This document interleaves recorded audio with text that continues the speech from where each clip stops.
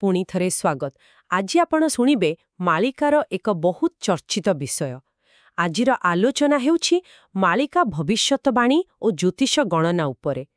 हाँ, तो आलोचना आरंभ करबा आगरु जेउ श्रोता माने आम चैनल को स्वल्प अर्थराशि दान करी सहयोग करिसंती सेमानंकु आम तरफरु बहुत बहुत धन्यवाद। आपण मानंक समर्थन आम पई सतरे बहुत मूल्यवान।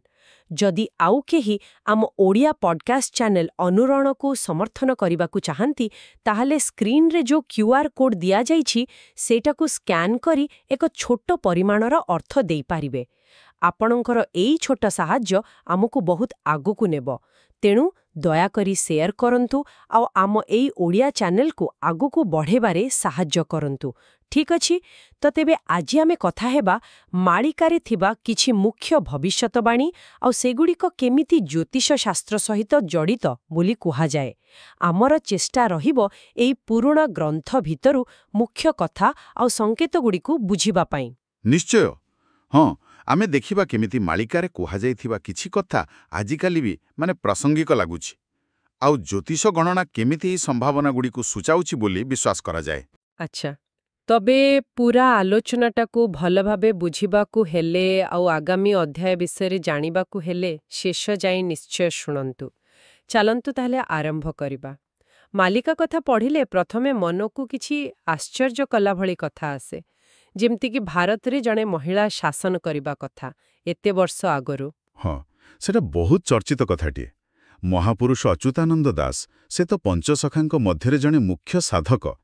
तांकर गोटे पोथी अछि 13 जग्म शरण बोली। सेथिरे माने एमिति एक संकेत अछि बोली कुहंती जे जणे विधवा नारी शासन करिवे आउ लोकंको उपरे कर बसैबे। एहाकु तो अनेके परे इंदिरा गांधीଙ୍କ शासन सहित जोड़ंती। सतरा आश्चर्य लागे। आउ गोटे कथा भी शुना जाए रूसिया देश विषय रे। कली जुगरे एते देश थाउ थाउ केवल रूसिया कथा काईकी। एइटा भी आ गोटे मजा कथा बुझिले। अच्युतानंदंकर किछि चौतीसारे मिले आसी रूसिया निश्चय नेबो वार्ता है एमिति लेखा अछि। एथिरु मने हुए जे से बोधुए तांको दिव्य दृष्टि रे देखिथिले जे भविष्यत रे भारत और रूसिया भितरे गोटे बड़ संपर्क रहिबो। अच्छा नथिला, किंतु गोटे जगारे नुहे एकाधिक पोथीरे एक कथा मिलुछि, सेथिपाई पूरापूरी एडे दी हेबनी। एई जो राजनैतिक कथा गुडी को छाड़ा मालिकारे तो आहुरी बहुत किछि अछि, जेमिति समाज विषय रे, प्रकृति विषय रे। ठीक कहिले। जेमिति देखंतु राजतंत्र शेष हेबा बखा अच्युतानंदंक चौतीसारे अछि नृपति होइन जणे न रहिबे केही। हाँ, सेटा तो स्वाधीनता परे सत हेला।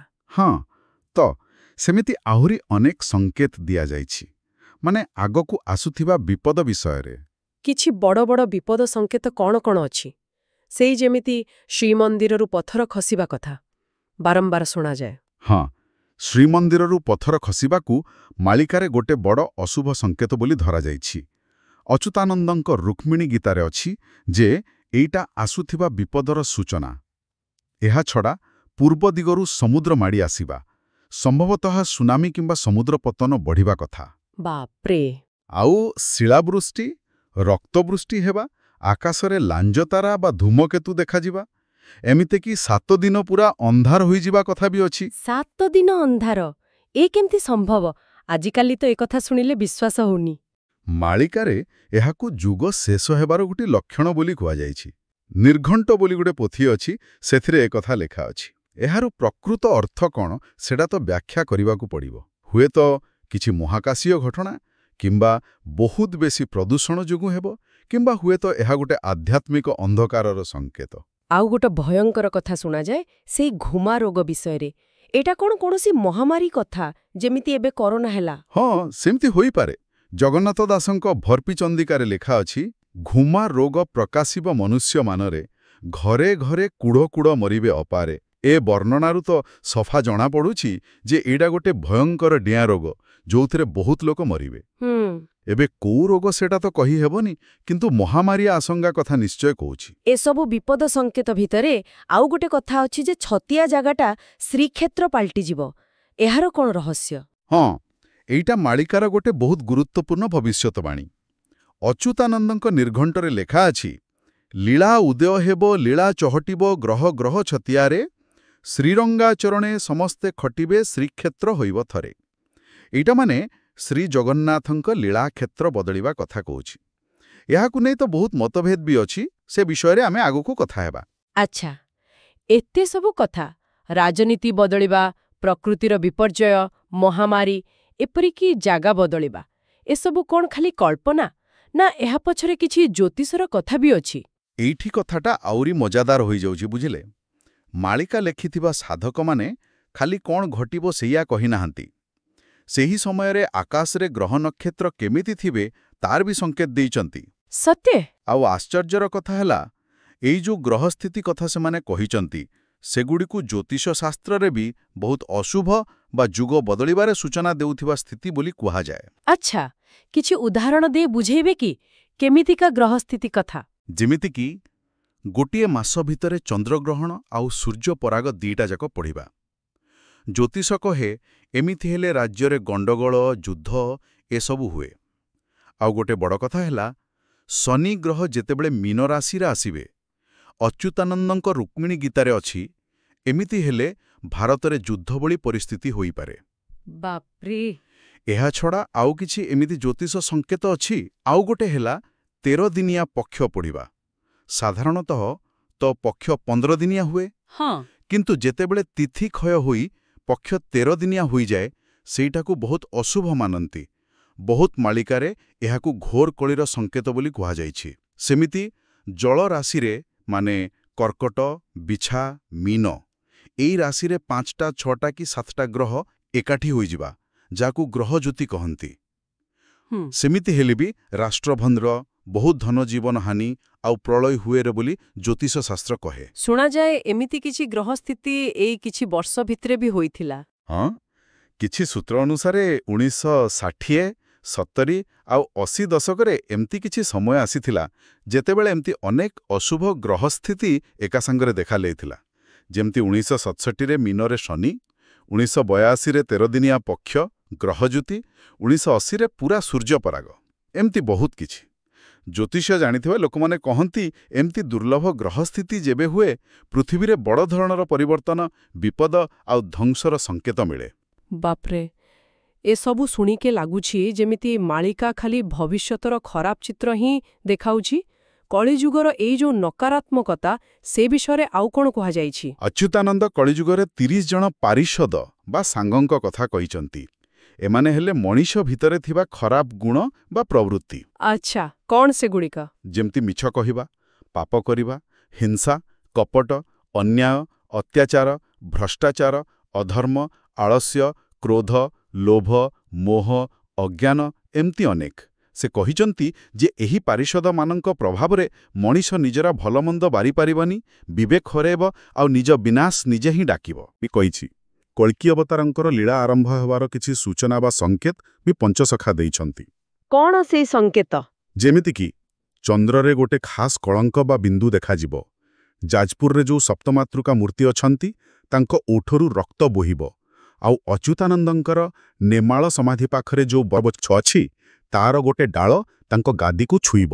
ଏସବୁ ଘଟିଲେ ଜାଣିବ ଯେ କଳ୍କିଙ୍କର ଆବିର୍ଭାବର ସମୟ ପାଖେ ଆସିଲାଣି ବୋଲି କୁହାଯାଏ। ଆଉ ଗୋଟେ କଥା ମନେ ପଡ଼ୁଛି, ମାଳିକା ନିଜେ କହେ ବୋଲି ଶୁଣିଛି ଯେ ଠିକ୍ ସମୟ ଆସିଲେ ସେ ନିଜେ ଲୋକପ୍ରିୟ ହେବ, ଲୋକେ ଖୋଜିବେ।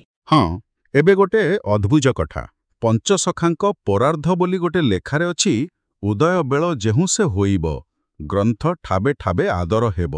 ଏହାର ମାନେ ହେଲା, ଯେତେବେଳେ କଳ୍କି ଅବତାର ଆସିବାର ସମୟ ପାଖ ହେବ, ସେତେବେଳେ ମାଳିକା ଗ୍ରନ୍ଥ ସବୁ ଲୁଚିଥିବା ଜାଗାରୁ ବାହାରିବ ଆଉ ଲୋକେ ଏହା ବିଷୟରେ ଜାଣିବାକୁ ବହୁତ ଆଗ୍ରହ ଦେଖାଇବେ। ଏବେ ଆସିବା ସେଇ ବହୁତ ଗୁରୁତ୍ୱପୂର୍ଣ୍ଣ ଆଉ ସମ୍ବେଦନଶୀଳ କଥାକୁ, ଜଗନ୍ନାଥ ପୁରୀ ଛାଡ଼ି ଛତିଆ ଯିବା କଥା। ଏହାକୁ ନେଇ ତ ବହୁତ ମତଭେଦ ଅଛି ନା? ନିଶ୍ଚୟ ଅଛି। ଏଇଟା ଗୋଟେ ବହୁତ ଭାବପ୍ରବଣ ବିଷୟ। ଅନେକ ଜଗନ୍ନାଥ ସଂସ୍କୃତି ବିଷୟରେ କହୁଥିବା ଲୋକ ଆଉ ଭକ୍ତମାନେ ଦୃଢ଼ ଭାବରେ କହନ୍ତି ଯେ ମହାପ୍ରଭୁ ରାଜା ଇନ୍ଦ୍ରଦ୍ୟୁମ୍ନଙ୍କୁ କଥା ଦେଇଛନ୍ତି, ସେ କେବେ ହେଲେ ପୁରୀ ଛାଡ଼ିବେ ନାହିଁ। ହଁ, ଏକଥା ତ ସତ। କିନ୍ତୁ ଯଦି ଆମେ ଇତିହାସ ଦେଖିବା, ମାଦଳା ପାଞ୍ଜିରେ ଏମିତି ଅନେକ ଘଟଣା ଲେଖା ଅଛି ଯେତେବେଳେ ମହାପ୍ରଭୁଙ୍କ ବିଗ୍ରହକୁ ସୁରକ୍ଷା ପାଇଁ ଶ୍ରୀମନ୍ଦିରରୁ ବାହାରକୁ ନିଆଯାଇଛି। ଯେମିତି ସେ କଳାପାହାଡ଼ ଆକ୍ରମଣ ବେଳେ ହୋଇଥିଲା। ହଁ ଠିକ୍। ସେତେବେଳେ ବିଶ୍ୱର ମହାନ୍ତି ବୋଲି ଜଣେ ଭକ୍ତ ବହୁତ ସାହସ କରି ମହାପ୍ରଭୁଙ୍କ ବ୍ରହ୍ମକୁ ଉଦ୍ଧାର କରି କୁଜଙ୍ଗଗଢ଼ରେ ଲୁଚେଇ ରଖିଥିଲେ। ପରେ ଗଜପତି ରାମଚନ୍ଦ୍ର ଦେବ ସେହି ବ୍ରହ୍ମକୁ ଆଣି ଖୋର୍ଦ୍ଧାରେ ନୂଆ ବିଗ୍ରହ କରି ପୁଣି ସ୍ଥାପନା କଲେ। ସେମିତି ଯବନମାନେ ଆକ୍ରମଣ କଲାବେଳେ ବି ମହାପ୍ରଭୁଙ୍କୁ ସୋନପୁର ପାଖ ଗୋପାଳୀ ଗାଁରେ ବହୁତ ଦିନ ପାତାଳି କରି ରଖାଯାଇଥିଲା। ଏଥିରୁ ଜଣାପଡ଼ୁଛି ଯେ ବିପଦ ବେଳେ ବିଗ୍ରହଙ୍କୁ ସୁରକ୍ଷା ପାଇଁ ଅନ୍ୟ ଜାଗାକୁ ନେବାର ଇତିହାସ ଓ ପରମ୍ପରା ରହିଛି। ତାହେଲେ ଜଗନ୍ନାଥ କ'ଣ ଖାଲି ଗୋଟେ ଜାଗା ବା ମନ୍ଦିର ଭିତରେ ସୀମିତ? ମାଳିକା ଆଉ ଆମ ଓଡ଼ିଶାର ଭକ୍ତି ପରମ୍ପରା କହେ ଜଗନ୍ନାଥ ହେଉଛନ୍ତି ଗଣର ଦେବତା, ମାନେ ସମସ୍ତଙ୍କର। ସେ ପୁରା ଦୁନିଆର ନାଥ। ସେ କୌଣସି ଗୋଟେ ଜାଗାରେ ବନ୍ଧା ନୁହନ୍ତି। ସେ ତ ଭକ୍ତର ଭକ୍ତିରେ ବନ୍ଧା। ହଁ, ଯେମିତି ଦାସିଆ ବାଉରୀର ନଡ଼ିଆ କଥା। ଏକଦମ ଠିକ୍। ସେ ତ ବାଲିଗାଁରୁ ନଡ଼ିଆ ଗ୍ରହଣ କରିଥିଲେ। ଏଇଟା ତ ସବୁଠୁ ବଡ଼ ପ୍ରମାଣ। ଆଉ ଜଣେ ହାଡ଼ିଦାସ ବୋଲି କମାର ଭକ୍ତ ଥିଲେ ବୋଲି ଶୁଣାଯାଏ, ଯିଏ ଛତିଆ ସହ ଜଡ଼ିତ। ହଁ, ସନ୍ଥ ହାଡ଼ିଦାସ। ସେ ତାଙ୍କ ଭଜନରେ ଜଗନ୍ନାଥଙ୍କୁ ଅଭିମାନରେ ଛତିଆରେ କଳ୍ପବଟ ସ୍ଥାପନ କରିବାକୁ କହିଥିଲେ। ଗୋଟେ ଭଜନ ଅଛି, ନିଶ୍ଚୟ କରିବି ଛତିଆ ଗ୍ରାମରେ ତୋହରି କଳ୍ପବଟ, ହାଡ଼ିଆ କମାର ଆଣ୍ଟିକି ଭାଜିବ ଶ୍ରୀହରି ବୋଲି ବଦନେ। ଏଟା ଦେଖାଉଛି ଭକ୍ତ ଆଉ ଭଗବାନଙ୍କ ଭିତରେ କେତେ ନିବିଡ଼ ସମ୍ପର୍କ ଥାଏ, ଆଉ ଭକ୍ତର କେତେ ଅଧିକାର ଥାଏ। କେବଳ ହାଡ଼ିଦାସ ନା ଆଉ କେହି ସନ୍ଥ ବି ଛତିଆ ବିଷୟରେ କହିଛନ୍ତି? ହଁ, ହାଡ଼ିଦାସଙ୍କ ଆଗରୁ ବି ଅନ୍ୟ ସନ୍ଥ କବିମାନେ, ଯେମିତି ଶିଶୁ ଅନନ୍ତ ଦାସ, ତାଙ୍କ ଚୁମ୍ବକ ମାଳିକାରେ ଛତିଆ ବଟକୁ ଆଦିବଟ ବୋଲି କହିଛନ୍ତି, ଆଉ ସେଠାରେ ବହୁତ ଅଦ୍ଭୁତ ଲୀଳା ହେବ ବୋଲି ବି ଲେଖିଛନ୍ତି। ତେଣୁ ଜଗନ୍ନାଥଙ୍କ ଲୀଳାକ୍ଷେତ୍ର ବଢ଼ିବା ବା ଛତିଆ ଆସିବା କଥା କେବଳ ଜଣେ କହିନାହାନ୍ତି, ଅନେକ ପୋଥିରେ ଏହାର ସଙ୍କେତ ଅଛି ବୋଲି କୁହାଯାଏ। ତାହେଲେ ଏତେ ସବୁ ଆଲୋଚନା ପରେ ମୋଟାମୋଟି କ'ଣ ବୁଝା ପଡ଼ୁଛି? ମାଳିକାର ଏଇ ଯୋଉ ଭବିଷ୍ୟତବାଣୀ ସବୁ, ସେ ରାଜନୀତି କଥା ହେଉ, ପ୍ରକୃତି ବିପର୍ଯ୍ୟୟ କଥା ହେଉ, ସମାଜ ତଳୁକୁ ଯିବା କଥା ହେଉ ବା ଜ୍ୟୋତିଷ ସହିତ ତାର ସମ୍ପର୍କ, ଏସବୁ ଶହ ଶହ ବର୍ଷ ପୁରୁଣା ହେଲେ ବି ଏଥିରେ ଏମିତି କିଛି କଥା ଅଛି ଯାହା ଆଜି ବି ଆମକୁ ଭାବିବାକୁ ବାଧ୍ୟ କରୁଛି। ନିଶ୍ଚିତ ଭାବରେ ଏଇ ଭବିଷ୍ୟତବାଣୀଗୁଡ଼ିକୁ ଖାଲି ଅକ୍ଷର ଅକ୍ଷର ଧରିଲେ ହେବନି। ଏହାକୁ ସେତେବେଳକାର ସମାଜ, ରାଜନୀତି, ପରିବେଶ ସ୍ଥିତିର ଗୋଟେ ପର୍ଯ୍ୟବେକ୍ଷଣ ବୋଲି ଭାବିବା ଦରକାର। ଲୋକଙ୍କର ବିଶ୍ୱାସ, ଭବିଷ୍ୟତ ପାଇଁ ତାଙ୍କର ଆଶା ଆଉ ଭୟ, ଏସବୁର ପ୍ରତିଫଳନ ବି ଏଥିରେ ଅଛି। ଆଉ ଜ୍ୟୋତିଷ ସହ ଯୋଉ ସମ୍ପର୍କ, ସେଇଟା ସେ ସମୟର ଗଭୀର ଆଧ୍ୟାତ୍ମିକ ଆଉ ସେତେବେଳକର ବୈଜ୍ଞାନିକ ଚିନ୍ତାଧାରାକୁ ବି ଦେଖାଉଛି। ହଁ, ଏ କଥା ସତ ଯେ ମଣିଷ ସବୁବେଳେ ଚେଷ୍ଟା କରିଛି ଭବିଷ୍ୟତକୁ ଜାଣିବା ପାଇଁ। ମାଳିକା ସେଇ ଚେଷ୍ଟାର ଗୋଟେ ନମୁନା। ଏଥିରୁ ଆମେ କ'ଣ ଶିଖିବା? ଏଇଟା ଆମକୁ ବ୍ୟାଖ୍ୟା, ବିଶ୍ୱାସ, ଇତିହାସ କେମିତି ଦୋହରାଏ ଆଉ ପରିବର୍ତ୍ତନ ଯେ ନିଶ୍ଚୟ ଆସିବ, ଏସବୁ ବିଷୟରେ ଭାବିବାକୁ ପ୍ରେରଣା ଦିଏ। ମାଳିକାକୁ ଖାଲି ଭବିଷ୍ୟତବାଣୀ ବହି ବୋଲି ନ ଭାବି ଏହାକୁ ଓଡ଼ିଶାର ସଂସ୍କୃତି, ଇତିହାସ ଆଉ ଆଧ୍ୟାତ୍ମିକ ଚିନ୍ତାଧାରାର ଗୋଟେ ମୂଲ୍ୟବାନ ଦଲିଲ ଭାବେ ବି ଦେଖିହେବ। ଏଥିରେ ଥିବା ସଙ୍କେତଗୁଡ଼ିକ ବୋଧହୁଏ ଯୁଗ ଯୁଗ ଧରି ଲୋକଙ୍କୁ ସତର୍କ କରେଇଛି ଆଉ ଭଲ ବାଟରେ ଚାଲିବାକୁ ପ୍ରେରଣା ଦେଇଛି। ଆଉ କିଛି ଭବିଷ୍ୟତବାଣୀ, ଯେମିତି ପରିବେଶ ଖରାପ ହେବା କି ମହାମାରୀ ଆସିବା କଥା, ସେଗୁଡ଼ାକ ତ ଆଜିକାଲିର ହତ ସହିତ କିଛିଟା ମିଶି ଯାଉଛି ପରି ଲାଗୁଛି। ସେଥିପାଇଁ ଏହାର ଗୁରୁତ୍ୱ ଆହୁରି ବଢ଼ିଯାଉଛି। ହଁ ଠିକ୍। ଏବେ ଶ୍ରୋତାମାନଙ୍କ ପାଇଁ ଗୋଟେ କଥା ଭାବିବାକୁ ଛାଡ଼ି ଦେଉଛି। ଯଦି ମାଳିକା ନିଜେ କହୁଛି ଯେ କଳ୍କି ଅବତାର ଆସିବା ଆଗରୁ ହିଁ ତାର ଆଦର ବଢ଼ିବ ଆଉ ସେ ଲୋକଙ୍କ ପାଖରେ ପହଞ୍ଚିବ, ତେବେ ଏବେ ଯୋଉ ମାଳିକା ପାଇଁ ଏତେ ଆଗ୍ରହ ଦେଖାଯାଉଛି, ଯଦି ଆମେ ମାଳିକାର ନିଜ କଥାକୁ ହିଁ ମାନିବା, ତାହେଲେ ଏହାର ଅର୍ଥ କ'ଣ? ଏହାର ଉତ୍ତର ତ ନିଜ ନିଜ ବିବେକରେ ଖୋଜିବାକୁ ପଡ଼ିବ। ବାଃ, ଏଇଟା ସତରେ ଗୋଟେ ଗଭୀର ପ୍ରଶ୍ନ। ଏଇ ଚିନ୍ତା ସହିତ ଆଜିର ଆଲୋଚନାକୁ ଏଇଠି ରଖିବା। ଆଗାମୀ ଅଧ୍ୟାୟରେ ଆମେ ମାଳିକାର ଆଉ ଗୋଟି ରୋଚକ ଦିଗ ବିଷୟରେ କଥା ହେବା।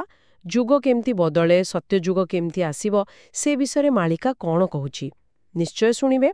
ଆଉ ହଁ, ଆପଣମାନେ ଆଉ କେଉଁ କାହାଣୀ ବା ବିଷୟ ଉପରେ ଆମଠୁ ଶୁଣିବାକୁ ଚାହାନ୍ତି, ଦୟାକରି ମତାମତ ଦେଇ ଜଣେଇବେ। ଆମେ ନିଶ୍ଚୟ ଚେଷ୍ଟା କରିବ। ଯଦି ଆମର ଏହି ଚେଷ୍ଟା ଆପଣଙ୍କୁ ଭଲ ଲାଗୁଛି, ତେବେ ଦୟାକରି ଆମ ଚ୍ୟାନେଲକୁ ଲାଇକ୍, ଶେୟାର, କମେଣ୍ଟ ଆଉ ସବସ୍କ୍ରାଇବ୍ କରନ୍ତୁ।